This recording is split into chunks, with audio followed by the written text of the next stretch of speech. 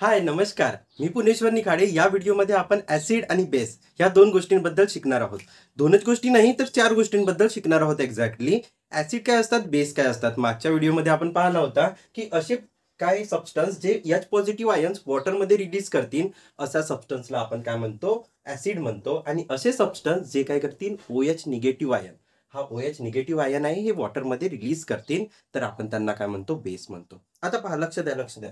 आता पहा, ऍसिड आहे, बेस आहे. जर आपण ऍसिडला न्यूट्रलाइज करायचं आहे, न्यूट्रलाइज म्हणजे तो ऍसिडिकही नाही राहिला पाहिजे ना बेसिकही नाही राहिला पाहिजे, तर ऍसिडिकची ऍसिडिटी काय करायची आहे, खतम करायची आहे. पोटात ऍसिडिटी होते ना, तर ती खतम करण्यासाठी आपण काय करतो, इनो पितो. तर इनो काय राहते, बेसिक राहते. तर जेव्हा पण आपण ऍसिडिटी हटवायची आहे, ऍसिडला न्यूट्रलाइज करायचं आहे, तर आपण काय करणार, त्याच्यामध्ये बेस ऍड करणार.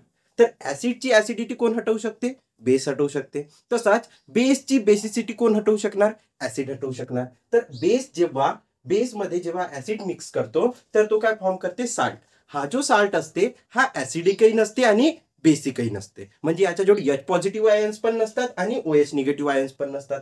दिसत आहेत का, याच्याजवळ एच पॉझिटिव्ह आयन होता, याच्याजवळ ओ एच निगेटिव्ह आयन होता. जेव्हा याने साल्ट फॉर्म केला, हा साल्ट फॉर्म जेव्हा झाला तेव्हा त्याच्याजवळ ऍसिडिक प्रॉपर्टी आहे का, एच पॉझिटिव्ह आहेत का, नाही. याला जर वॉटरमध्ये रिलीज केला, एच पॉझिटिव्ह देऊ शकते का, नाही. ओ एच निगेटिव्ह देऊ शकते का, नाही. म्हणून आपण याला काय म्हणतो, साल्ट म्हणतो. काय म्हणतो, साल्ट. आता वॉटर काय आहे, वॉटरमध्ये एच पॉझिटिव्हही राहते, ओ एच निगेटिव्हही राहते. ठीक आहे. तर आता हा एच पॉझिटिव्ह आणि ओ एच निगेटिव्ह कुठून आला, कारण की ऍसिड जवळ होता आणि बेस जवळ होता. तर जेव्हा पण आपण ऍसिडला बेसमध्ये मिक्स करणार, कशाला, ऍसिडला बेसमध्ये मिक्स करणार, तेव्हा तो आपल्याला साल्ट आणि वॉटर देते. पण का बरं देते, कारण एखादा ऍसिड जो राहते, या ऍसिड जवळ एच पॉझिटिव्ह आयन आहे. एच पॉझिटिव्ह आयन हा Na पेक्षा कमी का आहे, रिॲक्टिव्ह आहे. म्हणून जेव्हा पण यांची रिॲक्शन होणार, तर हा जो Cl आहे हा Na सोबत जाणार. कुणासोबत जाणार, Na सोबत. आणि काय फॉर्म करणार, NaCl. आपल्याला पिरियॉडिक टेबल माहिती आहे, मागच्या चॅप्टर मध्ये शिकला होता हा. तर मागच्या चॅप्टर मध्ये का शिकला, की हे सर्वच्या सर्व जे ऍटम आहेत, या ऍटम मध्ये हे जे एलिमेंट आहेत, या एलिमेंटच्या ऍटम मध्ये काय राहणार, आउटर मोस्ट शेल मध्ये फक्त एकच इलेक्ट्रॉन राहणार. किती इलेक्ट्रॉन राहणार, फक्त एकच इलेक्ट्रॉन.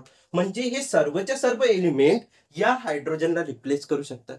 तर जेव्हा पण तुम्हाला सांगायचं आहे, तर प्रत्येक वेळी काय करायचं, एक्झाम्पल सेम ठेवायचा. ठीक आहे. काय राहणार, HClच राहणार. HCl plus Na. आता पहा, सोडियम रिप्लेस करत होता, दुसरा एक्झाम्पल घ्यायचा आहे, तर आपण काय करणार, पोटॅशियमला रिप्लेस करणार. KOH ठेवला, दुसरा एक्झाम्पल तयार केला. काय होणार, इथं Na Cl सोबत जात होता, इथं कोण जाणार, के जाणार Cl सोबत. सोपी रिॲक्शन आहे. पुन्हा काय मिळणार, हायड्रोजन, हायड्रोजन आणि ऑक्सिजन. तसाच काय आहे, एक हायड्रोजन. तर हा का बनवतील, दोन हायड्रोजन आणि एक ऑक्सिजन, म्हणजेच की वॉटर. सोप्या सोप्या रिॲक्शन आहेत आणि सोप्या सोप्या तरीक्याने जायच्या, म्हणजेच की आपल्याला सर्व काही जर माहिती असला तर आपल्याला रिॲक्शन्स काढता येतील. आणखी किती तयार करू शकता, असं 6 रिॲक्शन करू शकता. पोटॅशियम काढला, असाच काय राहणार, रुबिडियम काढणार.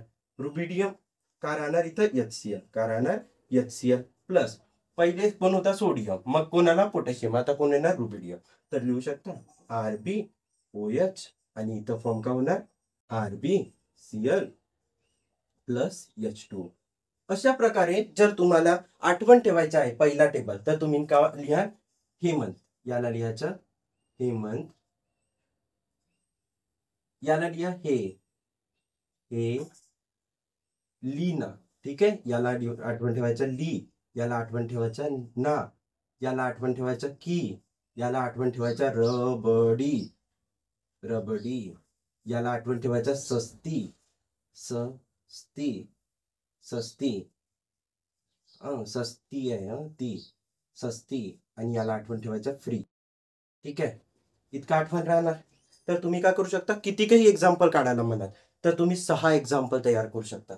जर तुम्हाला माहित राहणार की ऍसिड का ठेवायचा आहे, HCl, बेस का ठेवायचा, NaOH, आणि साल्ट आणि वॉटर देते म्हणून. तर या रिॲक्शनला आपण काय म्हणतो, न्यूट्रलायझेशन. कारण की या रिॲक्शन मध्ये काय होत आहे, न्यूट्रलाइज होत आहे. कोण न्यूट्रलाइज होत आहे, ऍसिडही न्यूट्रलाइज होत आहे आणि बेसही न्यूट्रलाइज होत आहे. तर एक अशी रिॲक्शन ज्याच्यामध्ये ऍसिड आणि बेस मिक्स करणार आणि साल्ट अँड वॉटर फॉर्म करणार, या रिॲक्शनला आपण काय म्हणतो, न्यूट्रलायझेशन रिॲक्शन. इथं पण दिसत आहे, the reaction in which acid reacts with a base. कोण रिॲक्ट करणार? ऍसिड रिॲक्ट करणार कोणासोबत? बेस सोबत. Base produce salt and water. काय प्रोड्यूस करणार? हा साल्ट प्रोड्यूस करणार आणि वॉटर प्रोड्यूस करणार. आणि या रिॲक्शनला आपण काय म्हणतो? Neutralisation reaction. सोपी गोष्ट आहे आणि इतका सर्व काही माहिती असेल तुम्हाला तर तुम्ही सोडवू शकता, एक्झाम मध्ये मार्क्स पण आणू शकता. आणि तुम्हाला जनरल कॉन्सेप्ट जे आहेत ते सायन्सचे जर असेच आवडत असतील तर व्हिडिओला लाईक करा, चॅनलला सबस्क्राईब करा आणि शेअर करा आपल्या मित्रांसोबत. धन्यवाद.